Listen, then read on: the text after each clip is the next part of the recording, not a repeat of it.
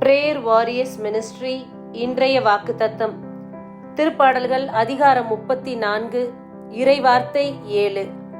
ஆண்டவருக்கு அஞ்சி வாழ்வோரை அவர் தம் தூதர் சூழ்ந்து நின்று காத்திடுவர்.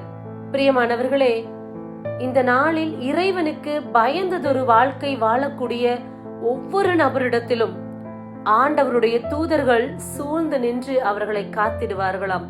அவர்கள் போகும்போதும் வரும்போதும் எந்த காரியத்தை செயல்படுத்தினாலும் அந்த தூதர்கள் அவர்களோடு கூட இருந்து காத்து கொள்வார்களாம். ஒரு தீமையும் அவர்களை அணுகாதபடி, விபத்துகள் அவர்களை தீண்டாதபடி ஆண்டவர் அவர்களுக்கு கட்டளை பிறப்பித்து ஆண்டவரை அஞ்சி வாழ்வோரை காத்து கொள்வார்களாம். இந்த நாளில் நம்முடைய வாழ்வும் அப்படிப்பட்ட வாழ்வாக இருக்கட்டும். அப்போது இறை தூதர்கள் நம்மை சூழ்ந்திருந்து காத்து கொள்வர். வெளியிலிருந்து ஒரு தீமையும் நம்மை அணுகாதபடி வேலி அடைத்த வண்ணம் அவர்கள் நம்மை காத்து கொள்வார்கள்.